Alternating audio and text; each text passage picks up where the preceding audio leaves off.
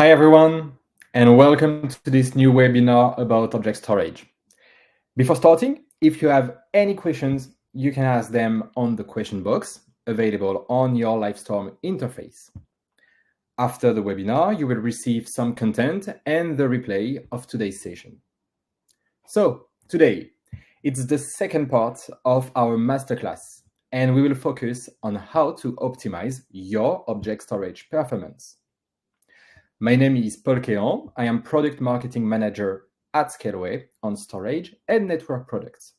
And my partners in crime for today are Marie Debar and Quentin Selle, respectively Product Manager and Engineering Manager of Object Storage. Hi, guys.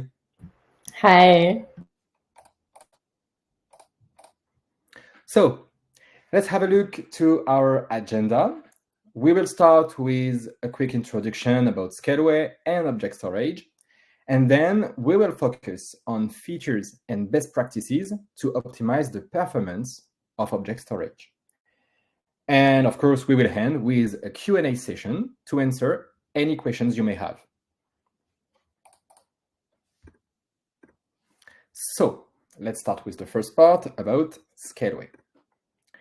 If you don't know, we, Scaleway, offer a complete suite of cloud and artificial intelligence products, but also managed services, such as managed databases. We aim at delivering a secure and reliable environment for the most demanding clients in Europe, such as Mistral AI and Hugging Face, also Hachette Livre, Photoroom, or even the French government with some French ministries. Choosing Scaleway, it's choosing a French and European cloud provider. We are an alternative to the hyperscalers regarding data sovereignty with the GDPR compliance, and thanks to our local footprint, and I will talk about it later. Our softwares are developed in-house with European IP and not regulated by the Cloud Act. And finally, we are 100% French-owned company, part of the Iliad Group, which is one of the Europe's biggest telecom players. I was saying that we have a local footprint, yes, and this ensures two main points: reliability and security of our products. We are the only European player providing resilient products across 3 regions with 3 availability zones each. This ensures a native redundancy for all your data and compute needs. And this resiliency is covered by a high-performance network that guarantees exceptional connectivity between regions and customers. So now let's jump in today's focus, object storage, and let's begin with a very short introduction and the market positioning of object storage. We have 6 main important points to keep in mind about Scaleway Object Storage. Our solution offers one of the most complete S3 compatibility on the market. We provide different storage classes with multi-AZ standard class offering resiliency thanks to multi-AZ by design, and another class called One Zone IA for cost-effective hot storage. We also have Glacier for cold storage needs. We integrate with key features such as object lock or versioning to protect your data. And we are aligned with the market standard regarding durability, what we call the 11 nines durability. In terms of SLA, so SLA stands for Service Level Agreement, we guarantee 99.9% guarantee availability on multi-AZ standard class. And finally, object storage offers integration with IAM, Identity and Access Management, to manage resource access at the object level. All of that integrated through our console, but also through API, CLI, and Terraform. What about the use cases? Object storage covers a lot of use cases, from archive and backups, thanks to diverse features such as lifecycle rules, to automatized transition of objects from hot to cold storage. We are also compliant with some backup software like Vim. Object storage is also made for media diffusion and file transfer to share content easily to a broad audience. And finally, object storage is great for artificial intelligence, machine learning, or big data. You know, the trendy topics we heard every day. With this use case, you can create, and with object storage, you can create, for example, a scalable data lake for analytical needs, or you can store raw data that will be used to train your models. So in terms of feature sets, Scaleway Object Storage is well positioned into the market, especially for resiliency, security, and cost optimization. So concerning resiliency, as Paul said, so we made the choice to offer multi-AZ resiliency by design on our hot storage, exactly like the hyperscalers, because we believe that your production use case deserves such level of resiliency. And we are planning to offer multi-region resiliency later on in 2025. Concerning the security, so we allow you to manage like granular access management to your resource.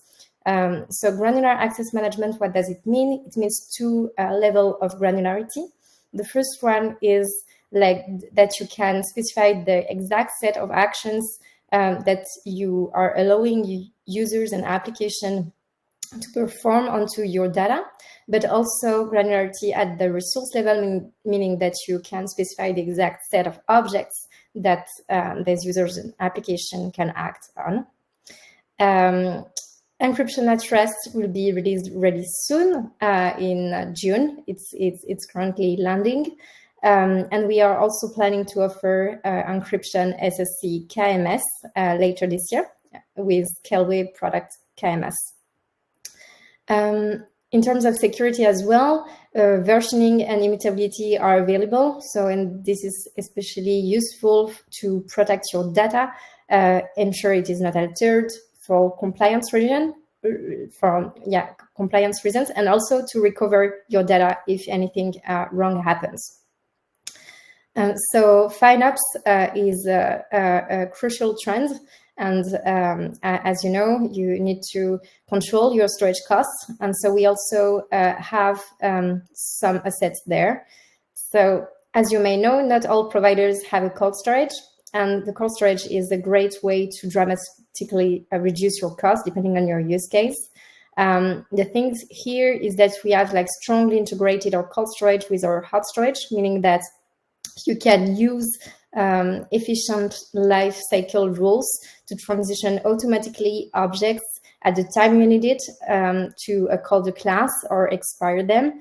And so this helps you really make the best choice. Like you don't have to wait, for example, until you have sufficient set of data to send them to the cold storage class.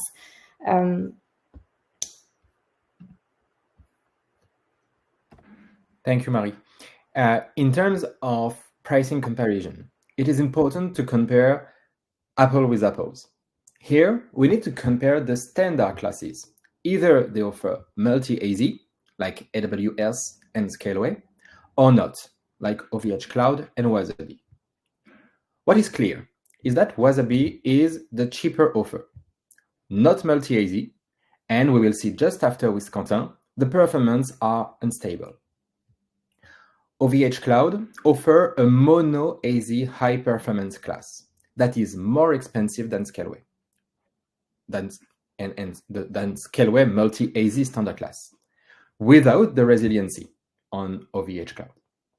In terms of performance, OVH Cloud is not so far from our multi-AZ standard, but to keep in mind, it is risky to favor performance over resiliency. And finally, AWS offers the most expensive object storage solution in this benchmark, with performance at best. In conclusion, when looking for resiliency, stable or steady performance, and cost effectiveness at the same time, Scaleway Object Storage remains the best solution. Thank you, Paul. Hello, everyone. As you might know, we have been working hard over the past year to develop homemade solutions for our object storage stack. Our goal is to enhance your experience by providing stability, efficiency, and performance. So to keep improving and stay competitive, we've started to run automatic benchmarks every day to compare ourselves with our top competitors. Here's a snapshot of these benchmarks for the get object time to first byte and the put object. When you look at these graphs, it's clear that our object storage is not only stable and efficient, but also the performance of the most expensive competitors while outperforming the cheaper one.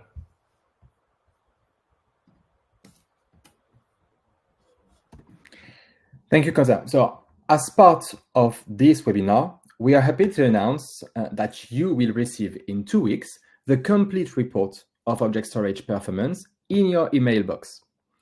In this report, you will be able to compare AWS, OVH Cloud, and Scaleway on latency and throughput on the get and delete methods. Next update of the benchmark with Wasabi and put method will be sent automatically to your email box when available in June.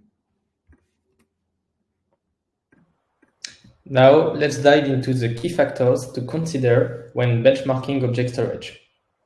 It is crucial for understanding the performance your applications can expect. First, let's define the key performance metrics. Latency, it measures how fast you can access your data. It's all about speed and recess. The throughput, it looks at how much data you can read or write per second.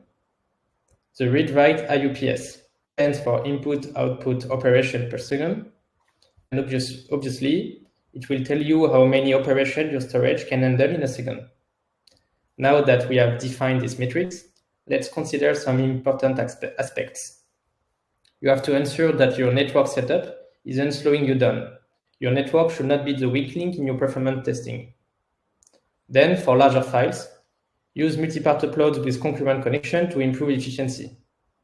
You have to test both single and concurrent uploads to see how your system handles different loads. And keep in mind that single uploads will test the pure performance of the object storage since there's no concurrency on your side.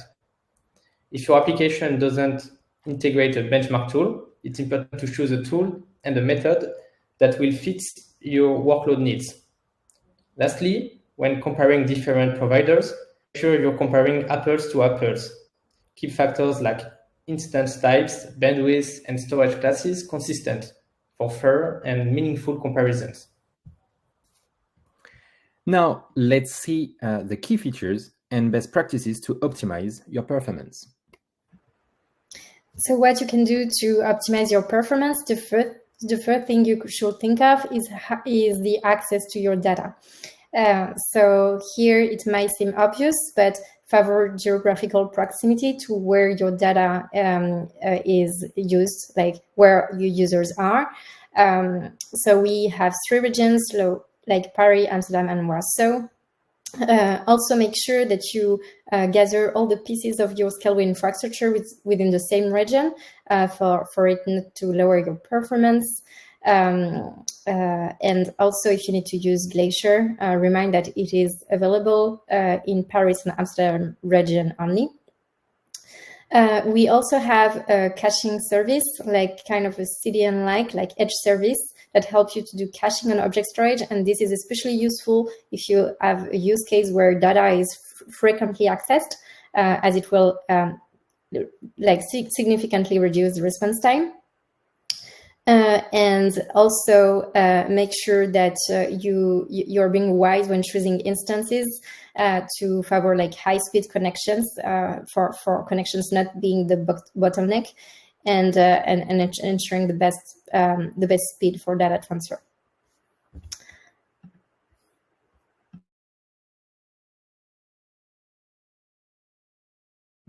Quentin. Yeah, so what to consider to optimize your data transfer? Let's talk about multipart uploads. This feature allows you to upload objects in smaller, manageable parts. It significantly enhances the resilience of your upload process by seamlessly recovering from interruption and resuming uploads from the last point of failure. For large files, using multipart uploads with concurrent connection can drastically speed up the process. This allows part of your file to be uploaded in parallel, maximizing your bandwidth usage, and reducing upload time. The get by range capability, for scenario where downloading object is not urgent, allows you to download specific range of an object instead of the entire object, hence optimizing download time and avoiding unnecessary data transfer. So we've talked about multipart upload, but when should you use it? Multipart upload becomes mandatory for objects larger than 5 GB, up to a maximum of 5 TB. However, we recommend starting to use it for files over 50 MB to improve your upload speed. Here are some technical considerations. You can have 1 to 1,000 parts project, and this limit will increase to 10 by quarter to match with AWS S3 limitation. Each part can range from 5 MB to 5 GB, except for the last part, obviously, which can be smaller. And let's finish with a few tips. It's important to set up a lifecycle rule to automatically abort incomplete multipart uploads and save storage costs. You have to ensure that multipart upload parameters are set in your application. This includes specifying the size of parts and the threshold for switching to multipart upload mode, as well as adjusting the concurrency settings in your application to optimize the number of parts uploaded and downloaded simultaneously to improve your speed. And finally, the last thing to check along the way as you're scaling with your use case and usage is to check that you're not being rate limited. So rate limiting, how to know if it's hurting your performances, typically above 250 requests per second on get operation and 50 requests per second on other type of operations, you might face rate limiting. And so these appear as an UR 429 that clearly explicitates that your request is being rate limited. So to check that, you can simply check into Cockpit, for example, into your access log, if you see this error code, and we recommend that you open a super ticket with the example request ID so that we can upgrade your rate limit quota. The request level here per second are the one as they are now, but we are also planning to improve this lower floor so that for a certain use case you might even not encounter it anymore. But yeah, this is the process, and this is something to check as your usage is increasing, that you are not starting to face this error, or otherwise we will just improve your quota. Thank you, Marie and Quentin. Well, we are reaching the end of the webinar. So some key takeaways with the top 3 information to keep in mind. First, Scaleway Object Storage is the most affordable S3 compatible multi-AZ by design object storage solution on the market. Second, you will receive the complete benchmark report to analyze by yourself the performance and being able to choose the right region between Amsterdam, Paris, and Warsaw for your project. Third, we provide a complete set of features to help you optimize your object storage usages and get the best performance. And you can replay this webinar to use those features that Quentin and Marie explained just before. What's next? We will be at Vivatech 2024 from May 22nd to May 25th at Paris Expo Porte de Versailles. You can come, of course, and meet us at Hall 1, booth E27. And you can flash this QR code if you want more information about people that will be on the booth. And you can also book a meeting, for example, with a solution architect or a member of the artificial intelligence team if you want. And now it's time for Q&A. So you can, as a reminder, open the question box that you have on the Livestorm interface. Write your questions, and Quentin, Marie, and myself will answer it.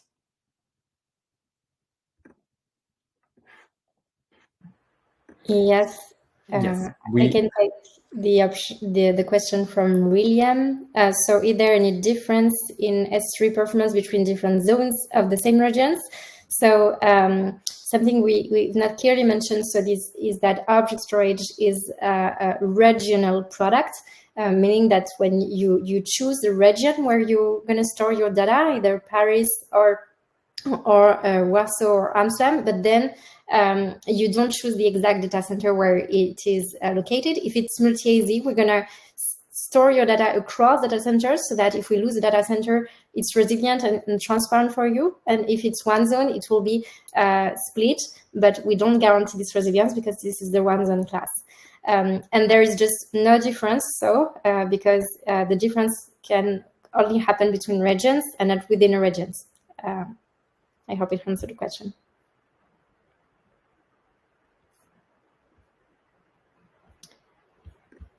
Yes. Second question, do you have any recommendation for get or put operations of small objects under 1 megabyte for serverless containers in the same region regarding the performance?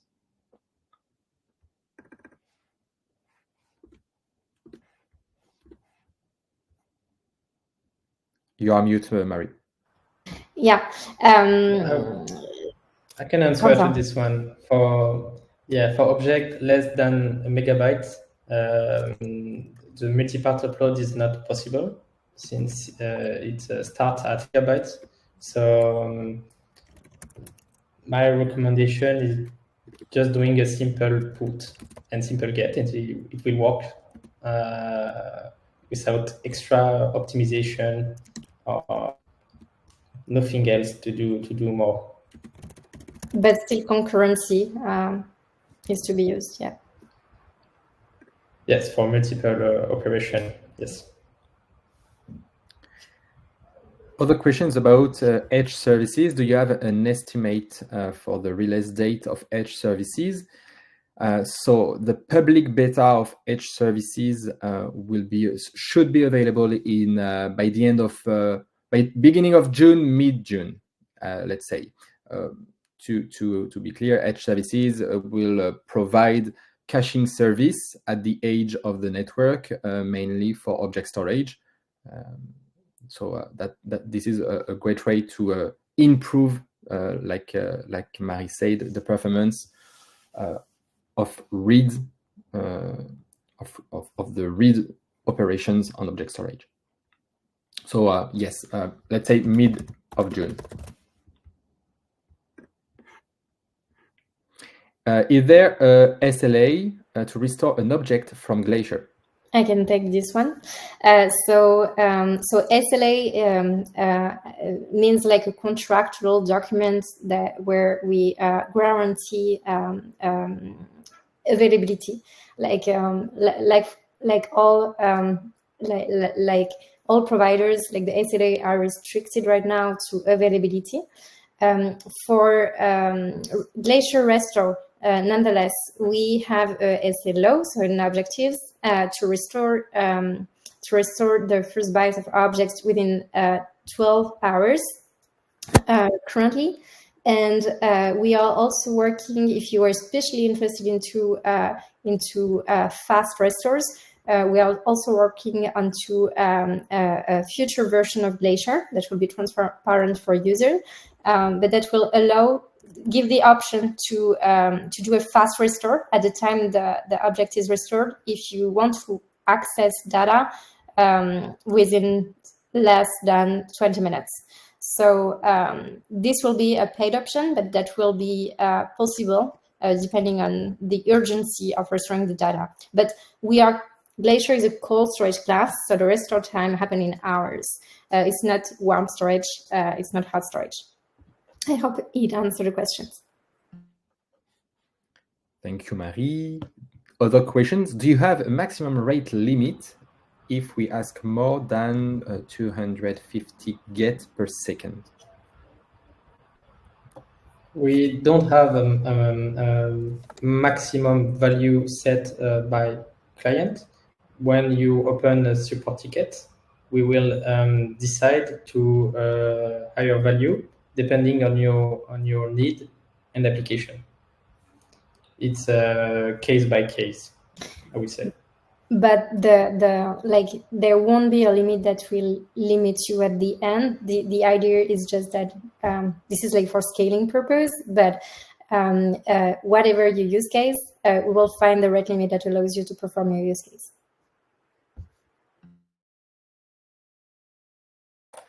Other question, will Scaleway propose warm soon? Yes, Quentin. Yeah, sorry, because there is also a question in the chat. It's for later. There is Leonard asking if the clients can visit the data centers. So I think this one is for Marie or Paul. I think the best case is to ask your account executive or your customer success manager if it's possible or not. So reach out to them and they will have the answer for sure.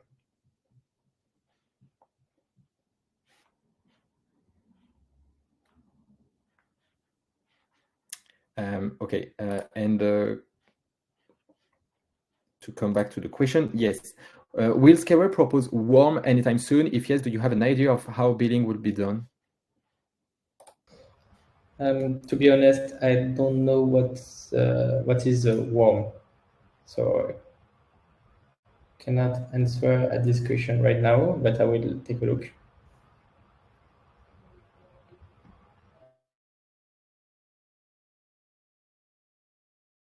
Yes, I think warm is write once, read many. So I wonder if here object lock doesn't answer also partly the points. So object lock allows you to set immutability and to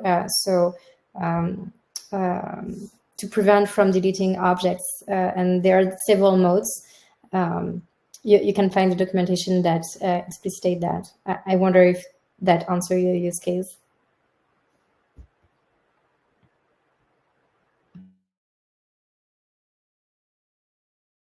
Okay, so Alexandre is writing on the chat. So warm for write once, read many, as I said. The question is, it allows you to store objects but not delete them for a set period of time. So it's the object lock. Okay, got it. As Marie said, I see what we fully support object lock. Yeah, Alexandre is typing.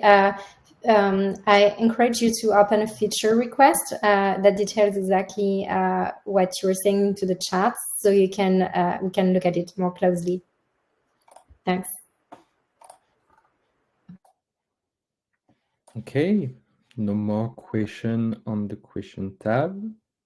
Do not hesitate if you have any questions to ask, of course. I can just answer to Alexandre. You have two modes with the object lock. You have the governance mode and the compliance mode. And when you're using either one or the other one, the governance one allow you to allow the owner to delete the object, but the governance mode allow no one to delete the object. Even Scaleway cannot delete it. And for example, if you set high years of retention, the only way to delete the object is to delete your Scaleway account. And remember, this is working only on a bucket with versioning. So when you're doing a delete, you will just create a delete marker. But when doing a list object versions, you will see that the version of the object with the lock will still be here, and will you will not be able to delete it.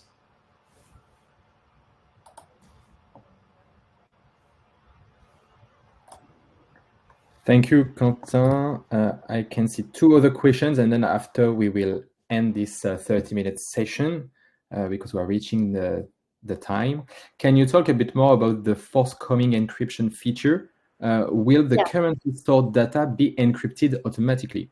So the coming feature, so what we are planning to release in June as a first step is the SSEC type of encryption. So this is a type of encryption where we encrypt the data with the key that is sent by you when uploading objects, and we decrypt the data with the key that is uploaded by you when reading the objects. So this is the first type. So so you manage the key. And the second level of encryption that will be enabled later this year will be based on the KMS products that will allow you to manage your key directly with KMS managed service from Scaleway, and then we will encrypt the data, Scaleway Object Storage data, with the key that is stored and managed by the KMS. So this will be the two types of encryption that we are planning for release this year. And then you might also think of the SSC S3 encryption type. This one is not planned for now for this year, but we'll see also, depending on the appetite that all of you have for this third type of encryption, we can also think about it. And last question. If I have the option between uploading for later use one big zipped file, let's say 1.5 gigabytes, or multiple small files, let's say 20,000, which option is the better?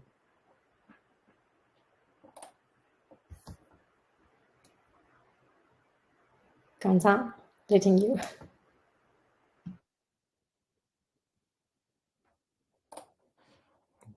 Yeah. I think the better option is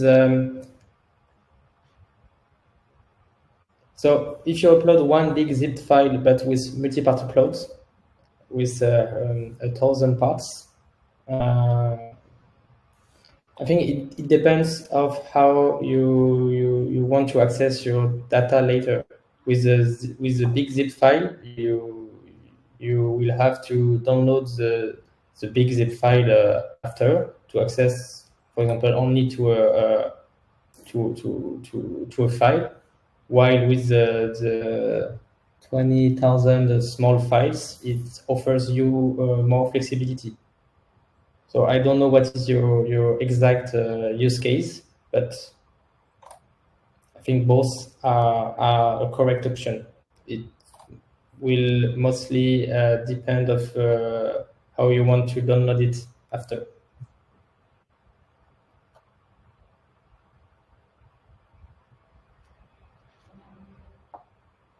Okay, I will go for the zip file. So.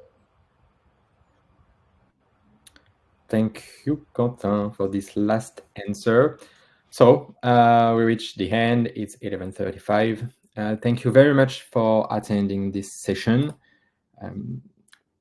I think, yeah, no other questions. Thank you very much for attending these sessions. You will receive the replay on your email box, and in 2 weeks almost, yes, you will receive the complete benchmark report, as we said, and the update in June. Thank you, Quentin. Thank you, Marie, for this amazing session, and see you very soon. Bye. Bye.